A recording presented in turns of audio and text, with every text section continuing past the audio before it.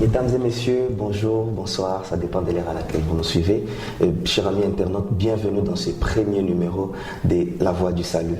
La Voix du Salut est une émission chrétienne dans laquelle nous allons recevoir des hommes de Dieu puissants qui vont nous apporter la bonne nouvelle basée dans la Bible, donc la parole de Dieu. Déjà aujourd'hui, nous avons un sujet grand, un sujet géant, un sujet qui, dans la tête de tout chrétien, habite. Aujourd'hui déjà, nous allons débattre sur ces sujets, poser des questions sur ces sujets, le sujet qui est le salut. C'est quoi le salut? Pourquoi le salut? Comment obtient-on le salut? Toutes ces questions seront posées déjà aujourd'hui. Il nous a fait le réel plaisir, il nous a fait l'immense plaisir d'accepter notre invitation et d'être sur notre plateau aujourd'hui. Cet homme, c'est Jonathan Isaac Kahambo, que j'ai dit bonjour et bienvenue dans la Voix du Salut. Bonjour fiston et merci de m'avoir invité. Déjà, Jonathan Isaac Kahambo, un visage connu, personne ne peut s'en passer ici à Bangalore. Mais sous d'autres cieux, il y a des gens qui ne vous connaissent pas vraiment. Et si ces gens-là voudraient vous connaître, bon, dans d'autres sens, qui est Jonathan Isaac Kahambo? Merci beaucoup pour la question. Je rends gloire au Seigneur pour l'opportunité et la grâce qu'il nous accorde d'être sur ce plateau de La Voix du Salut.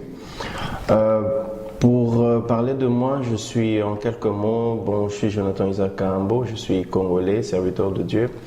Et ici, à Bangalore, en Inde, j'œuvre auprès d'un pasteur qui s'appelle le pasteur Goldie Francis, et dans une église qui appartient aux Assemblées de Dieu. Le nom de l'église, c'est LBTL, située ici à Bangalore. Ok, d'accord. Mesdames et messieurs, j'aimerais signaler qu'ici, on est en Inde, à Bangalore, précisément à Karnataka. Selon les rumeurs qui courent, ici en Inde, on ne prie pas. Ici en Inde, il n'y a pas des églises, il y a trop des fétiches et tout. Mais comment vous vous retrouvez dans une église où vous priez en esprit et en vérité? Oui, vous savez aussi, avant que je ne vienne en Inde, en 2011, c'est là que je suis arrivé en Inde, pratiquement en octobre 2011.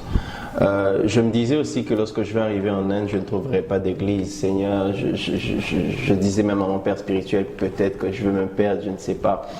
Et j'avais beaucoup de soucis comme ça. D'ailleurs, lorsque je suis arrivé en Inde, j'ai fait pratiquement 3 mois, je n'allais pas à l'église parce que je ne connaissais pas d'église. Mais par la grâce de Dieu, j'ai rencontré un ami qui m'a emmené pour la première fois à cette église-là, LBTL, et puis depuis, je suis resté attaché.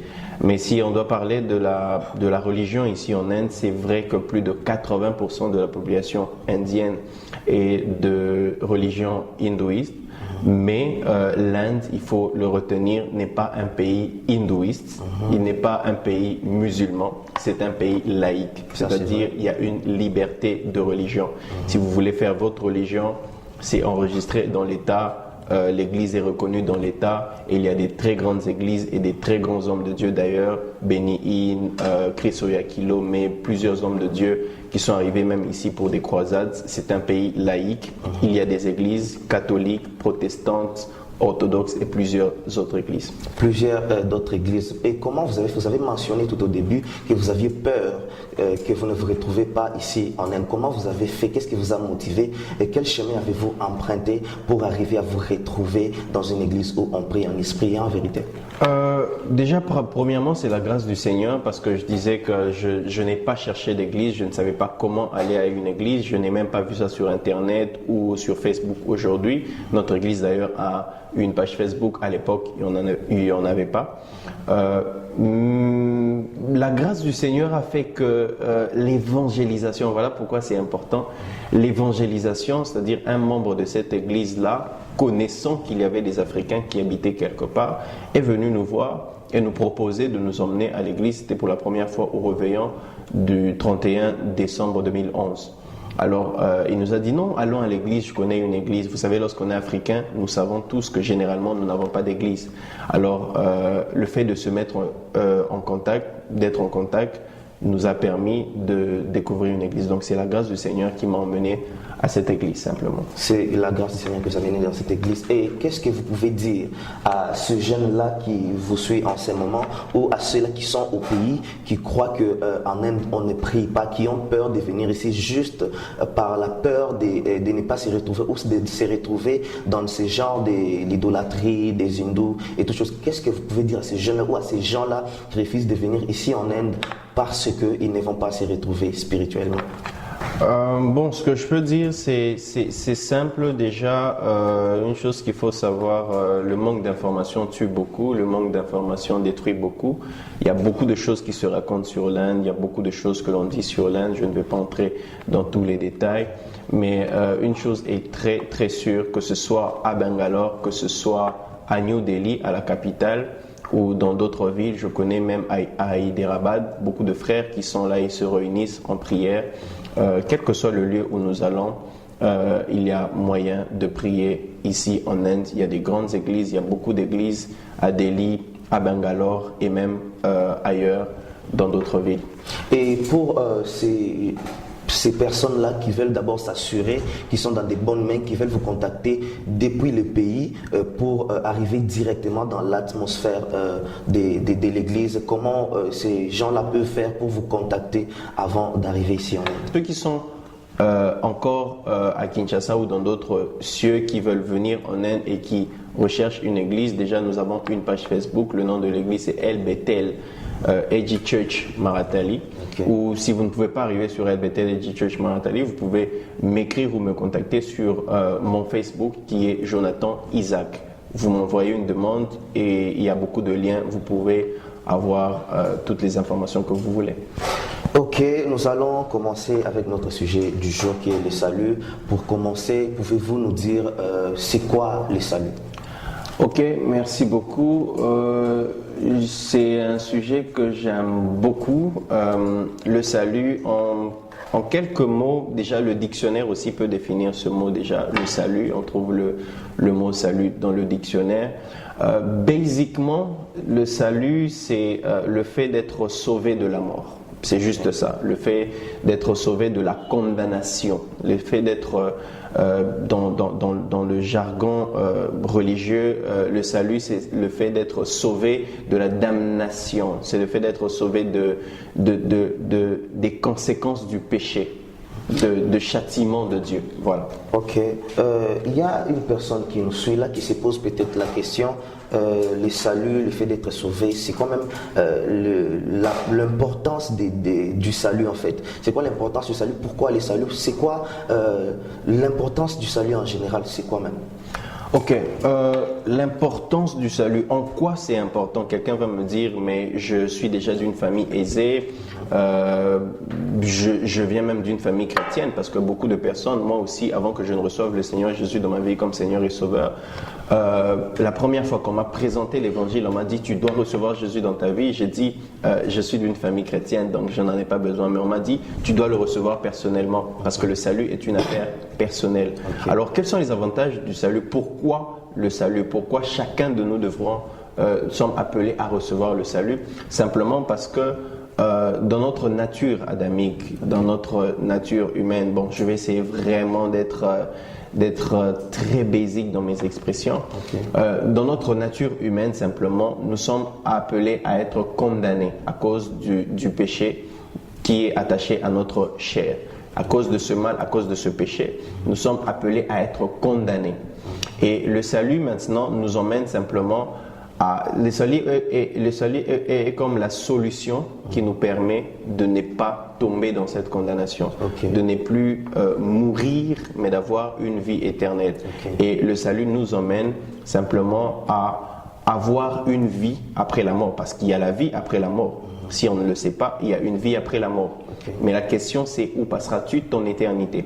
Et le salut est cette chose même qui nous permet de passer l'éternité de joie, l'éternité de paix, l'éternité d'amour auprès de Dieu. Sinon, notre éternité sera caractérisée par des grincements de dents, des pleurs et du feu. Donc, si j'ai bien compris, le salut annule la condamnation et mène une personne à la vie éternelle. Donc, dans l'éternité de l'éternité, si on a bien saisi. Et par rapport à ça, est-ce que le salut a-t-il des inconvénients? Est-ce que quand une personne est sur la voie du salut, quand une personne cherche le salut, après le salut, y a-t-il des inconvénients? Ok, avant de répondre déjà à cette question, j'aimerais encore beaucoup plus en profondeur nous emmener à réaliser l'importance même du salut. La Bible dit dans Jean 3,16 « Car Dieu a tant aimé le monde qu'il a donné son Fils unique afin que quiconque croit en lui ne périsse point, mais ait la vie éternelle. » En d'autres termes, et le salut. Par la vie éternelle, nous avons le salut. Donc, et la Bible dit, ajoute dans les versets qui suivent, celui qui croit est sauvé et celui qui ne croit pas est sauvé et périt. Celui qui a le Fils a la vie, celui qui n'a pas le Fils n'a pas la vie, comme le dit dans 1 Jean le chapitre 5. Donc le salut est ce qui nous permet de vivre éternellement dans la présence de Dieu. Et pour répondre maintenant à cette question-là, le salut n'a aucun inconvénient. Le salut n'a d'ailleurs que des bénéfices. D'ailleurs, j'aimerais même le dire, c'est que le salut est la plus belle chose que soit arrivée à l'humanité. Okay. Le salut est la plus belle chose que l'homme a pu recevoir de Dieu. C'est le plus beau cadeau que Dieu a offert à l'homme. La possibilité de se racheter de son mal, la possibilité de se racheter de son ancienne vie. Nous allons lire un passage, c'est dans Éphésiens, le 2e chapitre. Écoutez ce que la Bible dit au premier verset, Éphésiens 2, le premier verset. La Bible dit « Vous étiez morts par vos offenses et par vos péchés. Vous étiez morts. » dans lesquels vous marchiez autrefois dans le train de ce monde, selon le prince de la puissance de l'air, de l'esprit qui agit maintenant dans le fils de la rébellion. Nous tous aussi, nous étions de leur nombre et nous vivions autrefois selon les convoitises de notre chair. Et puis on est en train de décrire ici, et au verset 4 la Bible dit « Mais Dieu qui est riche en miséricorde à cause du grand amour dont il nous a aimés, nous qui étions morts par nos offenses, nous a rendu la vie avec Christ. » C'est par la grâce que vous êtes sauvés. La Bible dit au verset 6 « Il nous a ressuscités ensemble et nous a fait asseoir ensemble dans les lieux célestes avec Jésus-Christ. » Peut-être que le verset 7 dit « Afin de montrer dans les siècles à venir l'infinie richesse de la grâce de sa bonté envers nous en Jésus-Christ. » Et le verset que j'aime le plus dans la Bible dit, verset 8, « Car c'est par la grâce que vous êtes sauvés par le moyen de la foi. Et cela ne vient pas de vous, c'est un don de Dieu. It's a gift. » C'est un don de Dieu. Un don, c'est quelque chose que l'on donne avec plaisir. Il n'y a pas d'inconvénient à recevoir un don, un cadeau que nous recevons de la part du Créateur du ciel et de la terre. Un don de la part du Créateur du ciel et de la terre. Et par là, peut-on comprendre que la personne qui cherche le salut est sur la bonne voie. La personne qui cherche le salut peut tout avoir au travers de ça. D'où vient la question qui suit à part la vie éternelle. Avant d'abord que je pose cette question, j'aimerais d'abord me rassurer. Est-ce que le salut intervient après la mort charnelle? L'éternité s'obtient après la mort charnelle? Ok, comme je disais, le salut, c'est cette chose qui vous permet après, comme vous avez dit, votre mort charnelle, après que vous soyez mort, après que vous soyez mort, que vous passiez l'éternité quelque part, soit dans la gloire de Dieu, soit dans les souffrances, dans les temps de souffre, l'enfer qui a été créé pour le diable. D'ailleurs, j'aimerais bien le préciser, Dieu n'a pas créé l'enfer pour ses enfants. Dieu n'a pas créé l'enfer pour les êtres humains.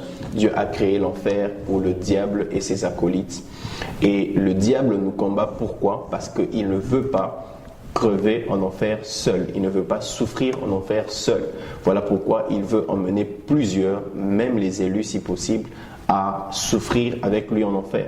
Dieu, il a créé le ciel pour nous. Christ d'ailleurs le dit lorsqu'il parle à ses disciples. Nous sommes dans Jean 14, le premier verset. Dans Jean 14, écoutez ce que Christ dit. Il dit « Il y a plusieurs demeures dans la maison de mon Père. Si cela n'était pas, je vous l'aurais dit. je vous ai préparé une place. Notre place à nous, ce n'est pas l'enfer. Notre place à nous, c'est le royaume de Dieu. Alors, pour maintenant revenir à votre question, sachant si il y a... c'était déjà quoi la question? La question était de savoir si le salut s'obtient avant la mort charnelle ou après la mort charnelle. Ok, voilà, comme j'ai dit, Christ est monté nous préparer une place au ciel. Et ce que j'aime, la Bible dit dans Romains 8, le premier verset, la Bible dit il n'y a plus aucune condamnation pour ceux qui sont en Jésus-Christ. Donc le salut, nous l'avons en Jésus-Christ, et donc le salut, nous l'avons déjà maintenant. Je suis sauvé, tu es sauvé, et tu peux dire que tu es sauvé, parce que en croyant en Jésus-Christ, la Bible dit que nous sommes sauvés par la grâce au moyen de la foi. Donc une fois que tu as cru, tu es sauvé. Et on ne croit pas après sa mort, on ne croit que pendant son vivant. Voilà pourquoi celui qui n'a pas eu le temps, pendant qu'il était vivant, de croire en Jésus, il n'y a plus aucune autre solution, plus de prière à faire pour lui, plus d'incantation à faire pour lui, c'est fini. Voilà pourquoi nous avons le temps tant que nous sommes vivants. Ecclésiaste le dit, un chien vivant vaut mieux qu'un lion mort. Donc à tout celui qui vit, il y a de l'espérance. Tant que nous vivons, rachetons le temps, nous devons croire en Jésus-Christ. Nous devons croire en Jésus-Christ. Toi qui nous suis en ce moment, chers frères, chères sœurs, il y a encore du temps pour toi tant que tu es encore en vie. Alors si tu es touché par ce message, veuillez nous contacter par le numéro affiché au bas de votre appareil qui vous permet de nous suivre en ce moment même. Déjà, nous voudrions encore savoir si les saluts en question de son vivant, si une personne peut déjà savoir que j'ai obtenu le salut avant de mourir, avant la mort charnelle, est-ce qu'il est possible d'être conscient ou il est possible de savoir qu'on a déjà obtenu le salut? Oui, il est très possible de savoir que nous avons obtenu le salut. Comme je le disais, le salut est une affaire de foi. La foi, c'est le fait de croire en Dieu. Okay? La foi est la ferme assurance. Comme le dit Hébreux 11, le premier verset, la foi est la ferme assurance des choses qu'on espère. On n'espère pas seulement à avoir une Jeep, un téléphone, réussir au cours, mais la première des choses que nous espérons, c'est que nous espérons que nous avons reçu le salut et que lorsque Christ reviendra, que nous serons avec lui. Alors la foi est le fait de croire et d'espérer. La foi est la ferme assurance des choses qu'on espère et une démonstration de celles qu'on ne voit pas. On ne voit pas Dieu, on ne voit pas le royaume, mais nous démontrons cela par l'amour, par la patience, par le pardon. En faisant toutes ces choses, c'est ça la démonstration même de la foi que nous avons reçue dans notre cœur. Donc lorsqu'une personne est changée au-dedans de lui, il croit simplement que Dieu l'a sauvé. C'est la seule chose. Le salut, il faudrait le préciser surtout, ce n'est pas écrit sur notre front, ce n'est pas écrit sur un habit. Chaque individu, personnellement dans son cœur, sait s'il est en règle avec le Seigneur Jésus-Christ ou non. Et si la personne a reçu Jésus comme Seigneur et Sauveur et la personne l'a confessé et que cette personne retombe dans le péché, est-ce que le salut de sa vie sera annulé pendant cette période-là? Ok, en d'autres termes, est-ce que nous pouvons perdre notre salut? Oui, bien évidemment, nous pouvons perdre notre salut. J'aime d'ailleurs l'expliquer comme ça. La Bible dit dans Jean 14, le verset 6, Christ lui-même dit « Je suis le chemin, la vérité et la vie ». Une chose qu'il faudrait préciser, c'est que Jésus n'est pas un point. Il n'a pas dit « Je suis l'arrêt ». Je suis un point sur lequel il faut se tenir. Non, il dit « Je suis un chemin ». Et la différence entre un point ou l'arrêt et le chemin, c'est qu'un point, on se positionne sur ce point simplement, mais un chemin, on le parcourt. Voilà pourquoi Christ n'est pas un statut, Christ n'est pas une identité, Christ est une vie. Christ, il faut le vivre. Il ne faudrait pas simplement dire Today I've received Jesus. Aujourd'hui, j'ai reçu Jésus dans ma vie. From today onwards, I'm a Christian. À partir d'aujourd'hui, je suis un chrétien. On change de nom, on commence à mettre sur nos portes Jesus loves you et on commence à faire des postes chrétiens et toutes ces choses, mais nous ne vivons rien de Christ. Ce n'est pas ça Christ. Christ, c'est un chemin, c'est-à-dire on le parcourt. Et sur le chemin, vous voyez les paysages. Sur le chemin, il y a des embouteillages. Sur le chemin, il y a beaucoup de choses. Il y a des embûches, il y a des trous. Mais c'est un chemin qu'il faut parcourir. Christ est une aventure, il faut le parcourir, il faut le vivre. Et nous pouvons aussi perdre ce salut. Pourquoi? Parce qu'il y a ces personnes qui se positionnent en Christ, ils se positionnent sur le bon chemin, mais ils ne parcourent pas le bon chemin. Tu peux te positionner sur un chemin qui emmène vers la maison, mais une fois que tu ne te mets pas en marche pour marcher maintenant sur ce chemin pour aller vers ta maison, tu ne vas nulle part. Voilà pourquoi la Bible dit marchez selon l'esprit et vous accomplirez les désirs, vous n'accomplirez pas les désirs de la chair. Et la Bible dit dans Jean 15, le verset 4, demeurez en moi et je demeurerai en vous. Donc, aussi longtemps que nous sommes attachés à Christ, nous allons même lire cela. La Bible dit demeurez en moi et je demeurerai en vous, comme le sarment ne peut lui-même porter du fruit s'il ne demeure attaché au cep. Ainsi, vous ne le pouvez non plus si vous ne demeurez en moi. Je suis le cep, vous êtes les sarments, celui qui demeure en moi et en qui je demeure porte beaucoup de fruits. Si quelqu'un ne demeure pas en moi, il est jeté dehors comme le sarment, il sèche, puis on ramasse les sarments, on le jette au feu. Donc vous voyez, ce passage ici n'est pas adressé aux païens. Ce passage est adressé exactement aux chrétiens. Parce qu'on ne demande de demeurer que celui qui est déjà dans une demeure. Okay? On ne demande de rester qu'à celui qui est déjà entré. Okay? Donc ce passage est adressé à tous les enfants de Dieu. Déjà, nous allons poursuivre avec le même sujet, le salut. Nous allons poursuivre avec notre émission. Qu'est-ce qui amène en soi le salut dans la vie de quelqu'un? Ok, qu'est-ce qui emmène le salut dans la vie de quelqu'un? Bon, je reviens d'abord dans ce passage de Éphésiens 2, le verset 8, je pense. La Bible dit, nous sommes sauvés par la grâce au moyen de la foi. Premièrement, c'est une grâce. Premièrement, c'est une grâce. Si un évangéliste est arrivé à votre porte et puis vous a annoncé l'évangile, si un jour vous êtes allé dans une église et puis vous avez entendu l'évangile, si un jour vous suiviez une émission, par exemple cette émission ici, et puis vous êtes touché par cela, c'est déjà une grâce. Donc les choses qui emmènent le salut dans la vie d'une personne, c'est la grâce de Dieu. Dieu fait grâce à qui il veut. Et lorsque la Bible, voilà pourquoi la Bible dit, lorsque vous entendrez ma voix, n'endurcissez pas vos cœurs. Parce que lorsque vous entendez la voix de Dieu, c'est une grâce que le Seigneur vous fait et c'est un avertissement que le Seigneur met encore dans votre vie. Voilà pourquoi je n'aime pas trop les personnes qui me disent mon temps arrive, ce n'est pas encore mon temps. Non, quand tu entends la voix, tu dois bouger. Quand tu entends la voix, un mouvement doit se faire. Dans Ézéchiel, la Bible dit il eut un bruit et il se fit un mouvement. Lorsqu'on entend le bruit, lorsqu'on entend la sonnette, lorsqu'on entend le signal, il faut bouger. Mais quand tu dis, tu entends le signal, mais tu dis non, c'est pas encore mon temps, tu attends que ton nom soit cité, tu entends que d'une assemblée d'1 million de personnes qu'on cite rien que ton nom pour savoir que ton temps est arrivé. Non, le salut arrive par grâce. Et par plusieurs moyens, le Seigneur peut arriver à nous emmener au salut. Comme je disais, déjà j'ai dit qu'il y a moyen de perdre son salut si on ne demeure pas accroché à Jésus-Christ, si on ne demeure pas dans la parole de Dieu. Christ dit dans Jean 14, le verset 15, « Si vous m'aimez, vous garderez mes commandements. » Donc, autant qu'on aime Christ, autant que l'on aime Dieu, nous allons garder les commandements de Dieu. Nous ne devons pas nous séparer de cela.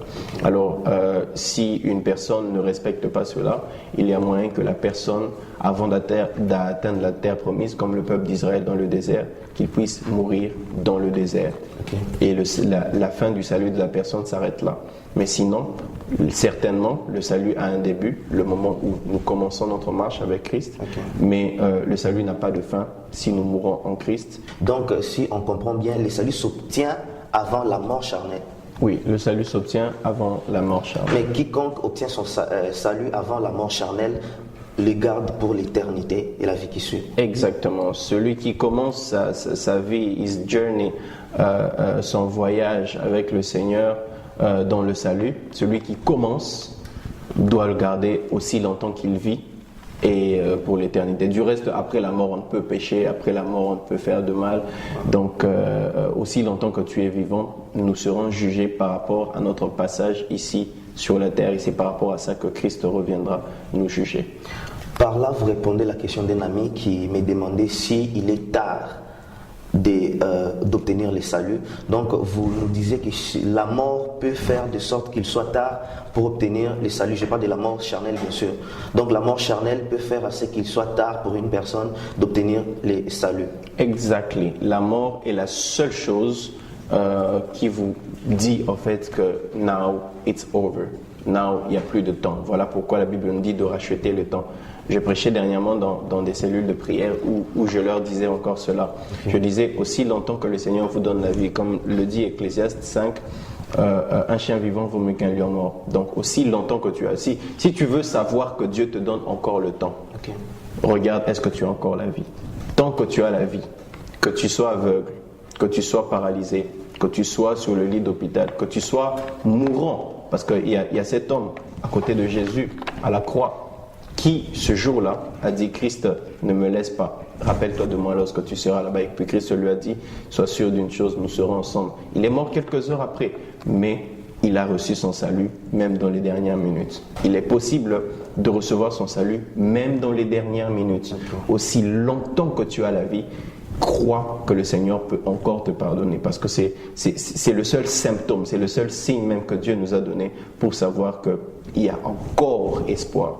Mais étant donné que la vie, nous ne sommes pas maîtres de notre vie, que nous ne connaissons ni le jour ni l'heure, voilà pourquoi il faut déjà maintenant là, quand tu as la vie, le salut amène dans l'éternité. Donc par là on peut comprendre que le salut amène dans le royaume des cieux. Et quand vous dites que même à la dernière minute, la personne peut obtenir le salut, peut-on obtenir le salut sans le baptême? Ok. Le salut s'obtient sans le baptême. Le salut déjà s'obtient premièrement en croyant. La Bible dit lorsque Pierre est en train de prêcher à la Pentecôte, il prêche et puis il dit les pécheurs viennent, les païens plutôt, viennent lui poser la question, mais qu'est-ce que nous devons faire finalement? Tu viens d'annoncer l'évangile, mais qu'est-ce que nous devons faire? Et puis Pierre leur dit, repentez-vous et soyez baptisés. Repentez-vous et soyez baptisés. La première des choses, c'est se repentir, croire en Jésus, et la deuxième des choses, c'est se faire baptiser.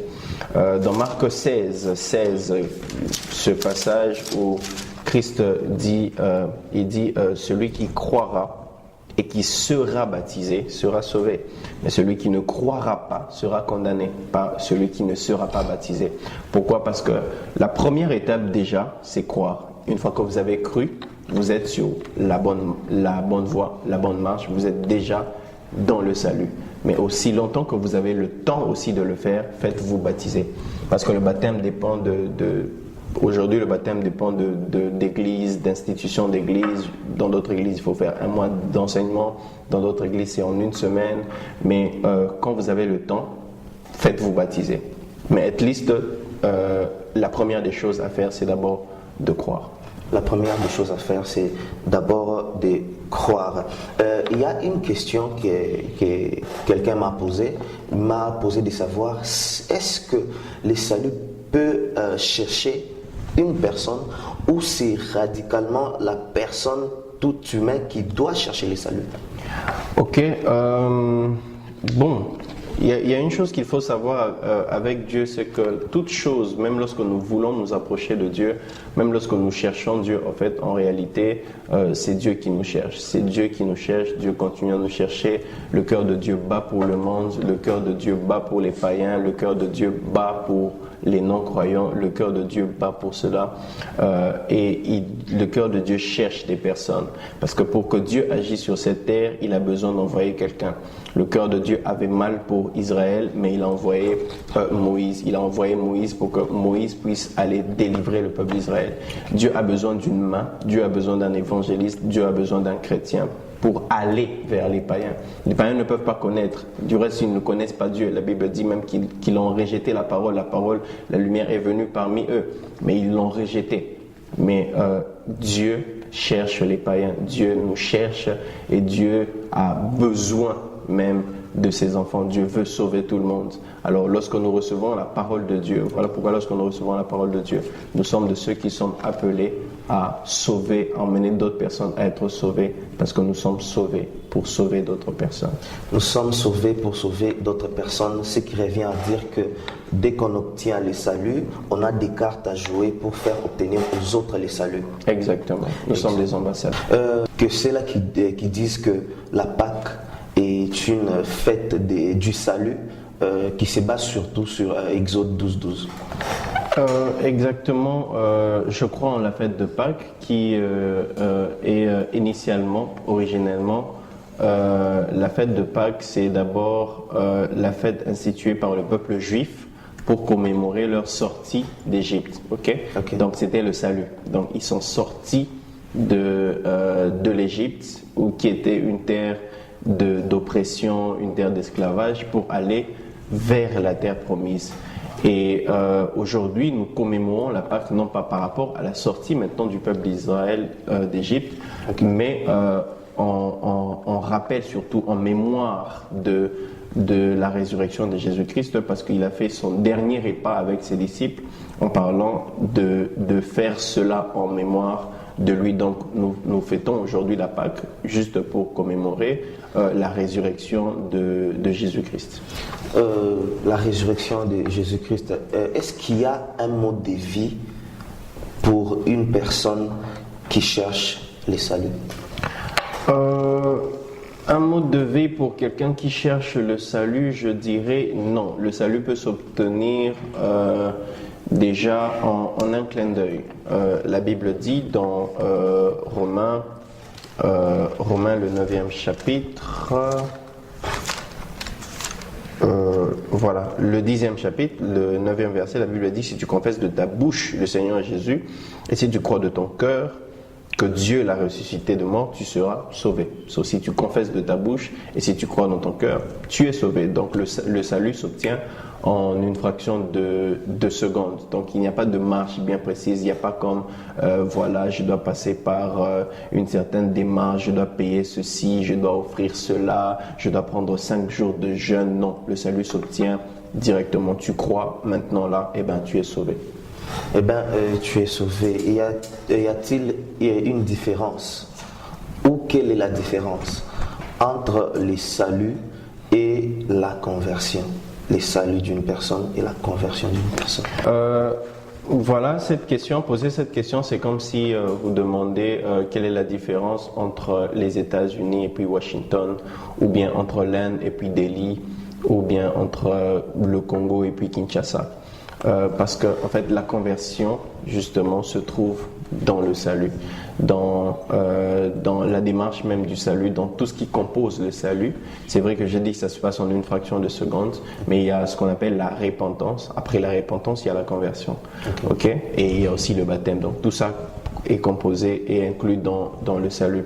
Mais basiquement, en fait, pour arriver au salut, il faudrait premièrement se repentir. Se repentir, ça veut dire confesser ses péchés, c'est-à-dire avouer ses péchés, détecter en fait les choses qui n'allaient pas dans ta vie, reconnaître voilà son erreur, reconnaître que tu n'étais pas sauvé, reconnaître que tu étais en train de périr, et ensuite maintenant se convertir, c'est simplement changer de voie.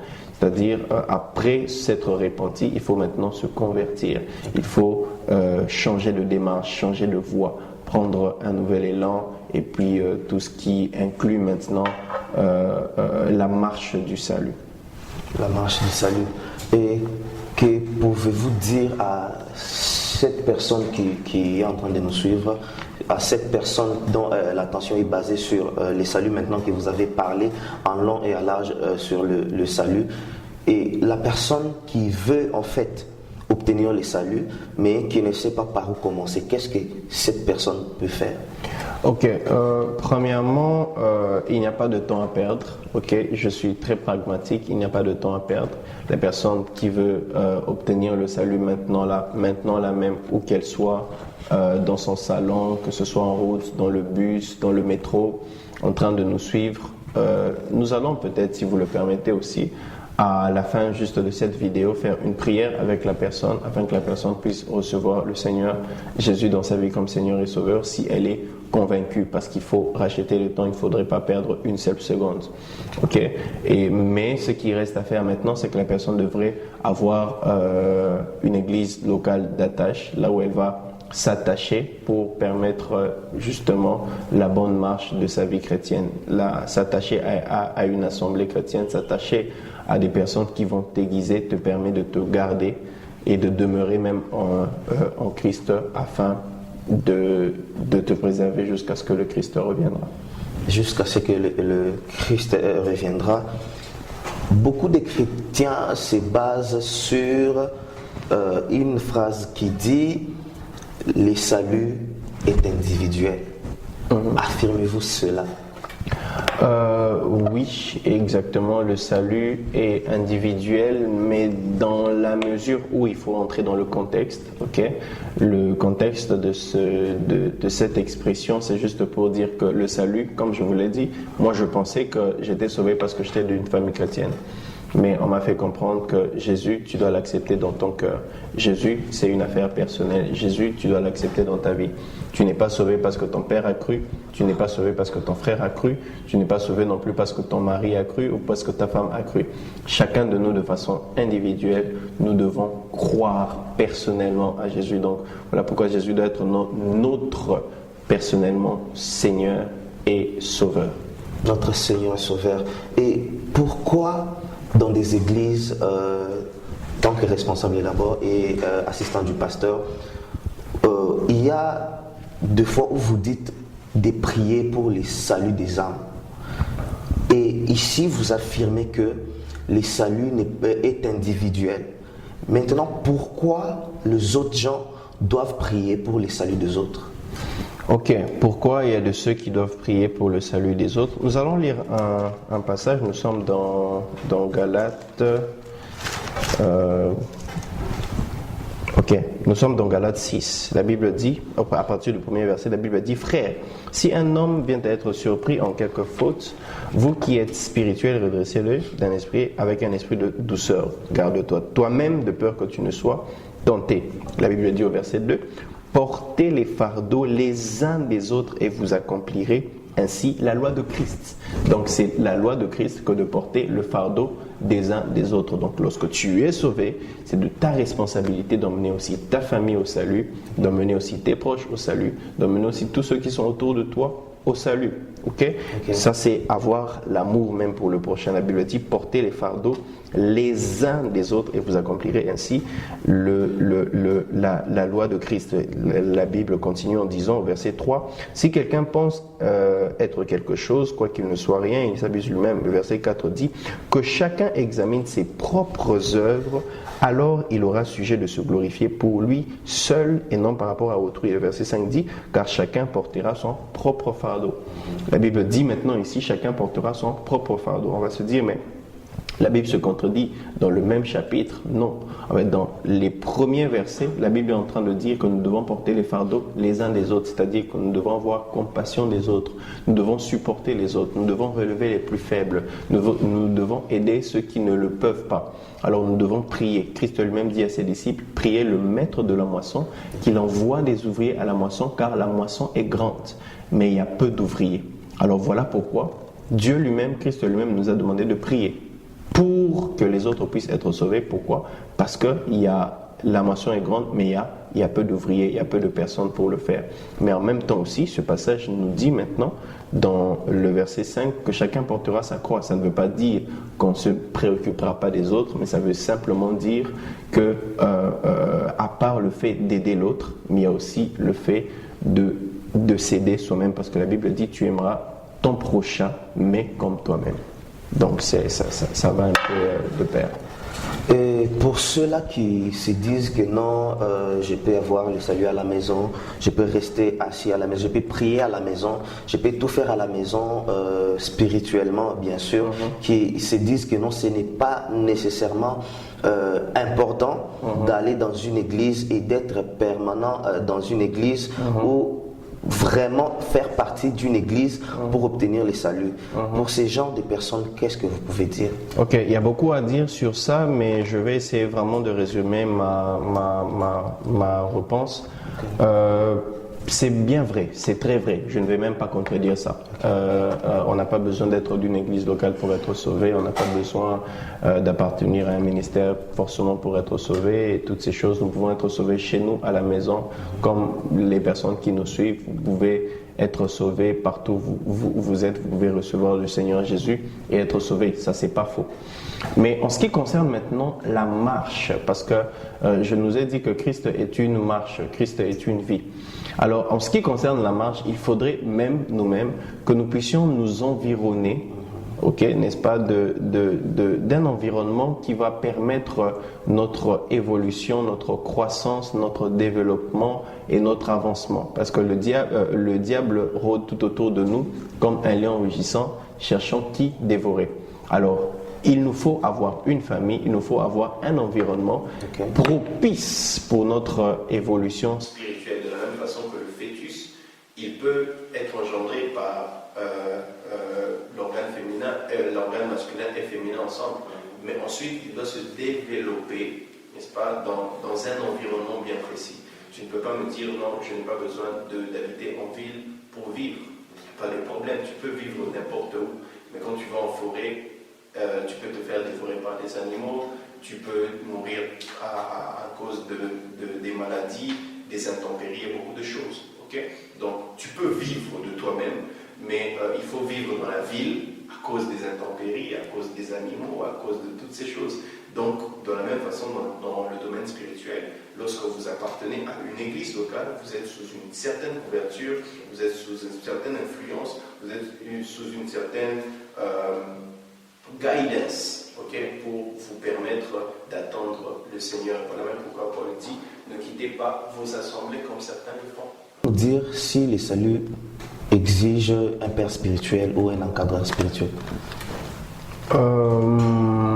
Bon, généralement, déjà quand il faut dire que le salut exige, je dirais qu'il y a quelqu'un qui nous emmène au salut. Il y a peut-être quelqu'un qui nous emmène au salut. Il y a quelqu'un qui est à la base même de l'évangile que nous connaissons. Christ laisse ses disciples en disant allez partout dans la terre et prêcher la bonne nouvelle du royaume. Donc il y a toujours des personnes qui sont à la base même de notre conversion. Ce n'est pas que nous revenons comme ça un bon matin puis nous connaissons l'évangile. Il y a toujours des personnes à la base de ce salut-là. Mais pour l'encadrement, pour l'avancement, pour la marche maintenant, comme je disais, nous avons besoin d'une personne ou de plusieurs personnes. Paul même est en train de dire aux Corinthiens, il leur dit vous pouvez avoir 10 000 maîtres mais vous n'aurez qu'un seul père spirituel. Donc sans entrer dans le débat de la paternité spirituelle, en gros nous avons besoin des personnes autour de nous pour nous encadrer. Ça peut être des amis, des grands frères, des aînés. Ok. Que pouvez-vous dire de ces gens-là qui se croient un peu trop malsains, qui se croient un peu trop pécheurs pour chercher le salut? En fait, en eux, ils ont l'envie, en fait. Ils entendent parler, parfois ils se disent ah non je peux, mais il y a quelque chose en eux qui dit que tu es pécheur, tu as trop péché, ça ce n'est pas pour toi, reste dans ta vie. Et ces genres de personnes-là, que pouvez-vous dire pour les sortir de là? Ok, Christ le dit clairement, il dit mon peuple périt faute de connaissance. Donc c'est simplement parce que le peuple ne connaît pas, n'a pas une certaine information que ce peuple est en train de périr. La Bible dit dans Jean 3,16 car Dieu a tant aimé le monde. La Bible n'a pas dit que Dieu a aimé les chrétiens. La Bible n'a pas dit que Dieu a aimé les convertis ou les saints. La Bible dit car Dieu a tant aimé le monde. Et si la personne, quelle que soit sa nature, si elle sent qu'elle est dans le péché, il n'y a pas de problème. Est-ce que tu es dans le monde? Ok, si tu es dans le monde, alors, car Dieu a tant aimé le monde qu'il a donné son Fils. Le monde, ce n'est pas le diable ni ses acolytes. Eux, ils ne font pas partie de la sélection de Dieu. Nous faisons partie de ceux-là pour qui Christ est mort. Quelle que soit notre condition, quelle que soit notre situation, Christ est venu. Et la Bible dit, pour que quiconque croient en lui ne périssent point. Que quiconque, est-ce que tu te retrouves dans le quiconque? Il n'y a pas de sélection bien précise, il n'y a pas de visage, il n'y a pas de famille, il n'y a pas de passé. Ça n'a rien à voir avec ton passé, rien à voir avec ton statut, rien à voir avec tes pensées, rien à voir avec ce que tu as fait. La Bible dit, quiconque croit en lui ne périsse point, mais ait la vie éternelle. Donc, ce que j'ai à dire pour ces personnes, c'est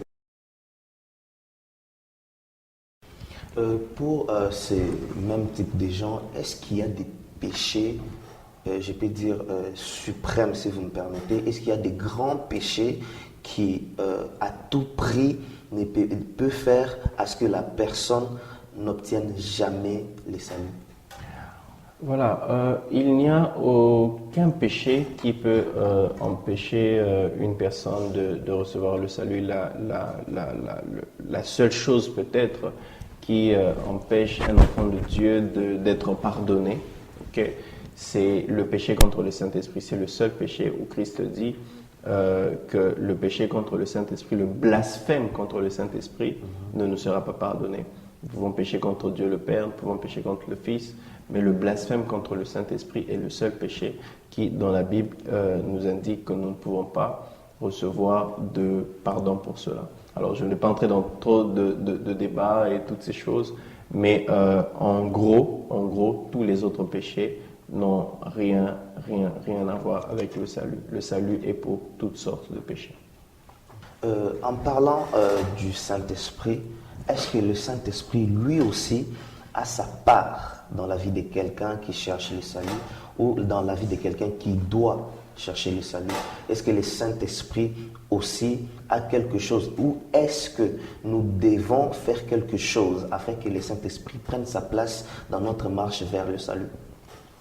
Voilà, le Saint-Esprit, waouh, j'aime lorsqu'on rentre dans ce sujet. En fait, le Saint-Esprit, c'est Dieu. Le Saint-Esprit, c'est Jésus. Le Saint-Esprit, c'est l'Esprit de Jésus. Il n'y a pas de vie chrétienne sans le Saint-Esprit. C'est lui-même qui est ta vie chrétienne. C'est lui-même qui adore en toi. C'est lui-même qui prie en toi. La Bible dit dans Romains 8 que ceux qui sont conduits par l'Esprit de Dieu sont fils de Dieu. Donc, il n'y a pas de vie chrétienne sans le Saint-Esprit. C'est lui-même qui vous convainc. La Bible dit dans Jean 16, à partir du verset 8, la Bible dit, lorsque le Saint-Esprit viendra, il vous convaincra de trois choses. Il vous convaincra du péché, du jugement et de la justice. Donc, lorsque le Saint-Esprit vient dans ta vie, c'est lui en fait qui te convainc du péché. C'est lui en fait qui te dit que ce que tu as fait est mal. C'est lui qui te convainc en fait de la justice. Il te convainc de ce que tu dois faire. Il te convainc même aussi du jugement. Il te dit, voilà, tu seras sauvé ou tu n'es pas sauvé. Dans Romains 8, la Bible aussi dit que l'Esprit de Dieu témoigne dans notre esprit que nous sommes fils de Dieu. Donc même le fait que tu te dis maintenant là que tu es chrétien, le fait que tu te dis que Jésus existe, le fait que tu te dis que ce que la Bible dit est vrai, le fait que tu aies la foi, le fait que tu aies entendu cela et même que tu as été convaincu, ce n'est rien d'autre que le travail du Saint-Esprit. C'est même ça, c'est la personne la plus importante de l'Église. Il n'existe pas de vie chrétienne, il n'existe pas de chrétien sans le Saint-Esprit. Si tu crois, comment aujourd'hui on peut croire qu'il y a un Jonas qui a vécu 3 jours dans le ventre d'un poisson? On peut croire qu'il y a un Jésus qui est venu et marché sur l'eau. On peut croire qu'il a fait sortir Lazare du tombeau après 4 jours. On n'a pas vu, on n'a pas de vidéo, il n'y a pas d'Instagram, de Snapchat et toutes ces choses. Mais nous croyons aveuglement. Pourquoi? C'est le travail justement du Saint-Esprit. Donc le Saint-Esprit a toute sa place dans la vie d'un païen, tout comme dans la vie d'un chrétien. Dans la vie d'un païen, qu'est-ce qu'il fait? Il nous emmène au salut. C'est lui qui convainc nos cœurs, c'est lui qui parle à nos cœurs. La Bible dit, il est celui qui sonde les cœurs et les reins. Lorsque vous prêchez l'évangile, vos paroles ne suffisent pas. Le Saint-Esprit doit entrer dans les cœurs de chaque personne afin de convaincre. Mais pour un chrétien, le Saint-Esprit maintenant nous aide dans la marche. Comme celui-là qui nous encadre avant notre mariage. Il nous prépare comment tu dois être avec ton époux, avec ton épouse, comment tu dois te comporter dans le mariage. Il nous emmène au mariage. Et lorsque Christ revient, il prend une église parfaite, une église qu'a préparée le Saint-Esprit. S'il y a des signes qui, aux yeux des hommes, le signe par lequel nous pouvons voir que cette personne a les saluts. Est-ce qu'il y a des signes spécifiques qui démontrent que la personne a reçu son salut? Ok. Est-ce qu'il y a des signes qui démontrent qu'une personne a reçu son salut? Ce que je veux dire, déjà, nous avons entamé la discussion sur le Saint-Esprit. Donc, lorsque le Saint-Esprit vient dans votre vie, il commence à faire un travail. Et comme une plante, nous portons de fruits après un certain moment. Et ces fruits-là, c'est ce qu'on appelle dans Galates 5, le verset 22, c'est ce qu'on appelle les fruits de l'Esprit. Donc, une personne qui a reçu le salut, une personne qui a été sauvée, porte de fruits, manifeste cela. On sent qu'il y a eu une différence. Jacques même est en train de dire, vous me parlez beaucoup de la foi, vous me parlez beaucoup de la foi. Ok, montre-moi ta foi. Moi, je vais te montrer ma foi par les œuvres. C'est pour dire que celui qui a la foi, c'est-à-dire celui qui a reçu le salut, il y a des œuvres, il y a des fruits qui sont manifestés. Et la Bible dit, le fruit de l'esprit, c'est l'amour, la joie, la paix, la quiétude, la patience, la bénignité, et ainsi de suite. Il y en a une panoplie. Le fruit simplement de celui qui a reçu Jésus-Christ dans sa vie comme Seigneur et Sauveur. Il aime Dieu, il aime son prochain, mais beaucoup plus, il s'aime soi-même. Voilà, il s'aime soi-même, il aime son prochain, il aime Jésus. Moi, je vous aime. Voilà pourquoi aujourd'hui, nous avons posé des questions sur ce sujet qui était les saluts. Et nous sommes arrivés à la fin de cette émission.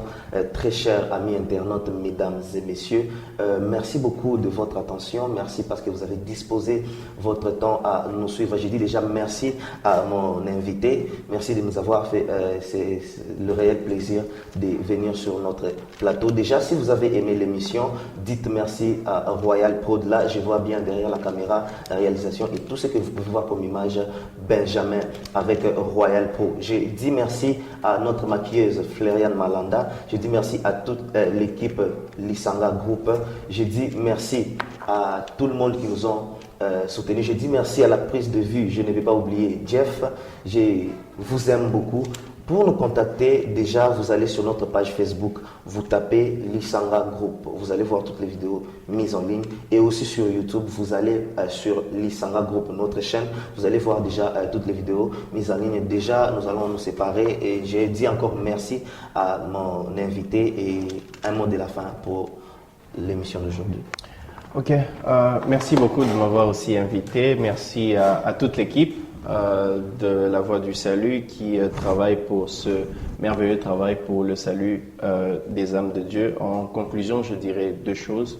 La première des choses, pour ceux qui n'ont pas encore reçu Jésus dans leur vie comme Seigneur et Sauveur, j'aimerais les inviter à prier avec moi maintenant là. Nous ne perdons aucun temps. Si vous avez l'opportunité de me suivre là où vous êtes, nous allons prier ensemble. Vous allez simplement répéter la prière que j'aurai à faire. Vous avez été convaincu, j'aimerais bien insister, vous avez été convaincu que le Seigneur doit entrer dans votre vie, que vous devez vous décider maintenant d'avancer avec Jésus. J'aimerais faire cette prière avec vous. Seigneur Jésus, je reconnais que tu es le Seigneur et le Sauveur de ma vie. Je reconnais que j'étais loin de toi. Je reconnais que je vivais dans le péché. Je reconnais que ma vie sans toi n'avait aucun sens. À dater de ce jour, je veux que tu viennes dans mon cœur. Je veux que tu viennes dans ma vie. Je veux marcher avec toi. Viens dans mon cœur. Saint-Esprit de Dieu, viens me conduire, viens m'enseigner sur Jésus et viens m'apprendre à être un vrai chrétien. Au nom puissant de Jésus-Christ. Amen. À dater de maintenant, cherche-toi une église locale et la vie chrétienne vient de commencer. Ta marche avec le Seigneur vient de commencer. La deuxième des choses que j'aimerais dire, c'est à ceux qui sont déjà enfants de Dieu. Étant enfants de Dieu, le christianisme n'est pas qu'une identité, ce n'est pas une religion. Nous devons marcher avec Christ. Si nous étions loin du Seigneur, si nous portions simplement le nom de chrétien sans marcher avec Christ, il nous faut maintenant marcher en conformité avec la parole de Dieu. Deux choses à savoir. La Bible dit, tu aimeras le Seigneur ton Dieu de tout ton cœur, de toute ton âme, de tout ton esprit. Et la deuxième des choses, c'est que tu aimeras ton prochain comme toi-même. L'amour est la seule chose qui manifeste pleinement le vrai salut. Donc la vraie religion, c'est l'amour, comme le dit Jacques. Que Dieu nous bénisse. Merci beaucoup.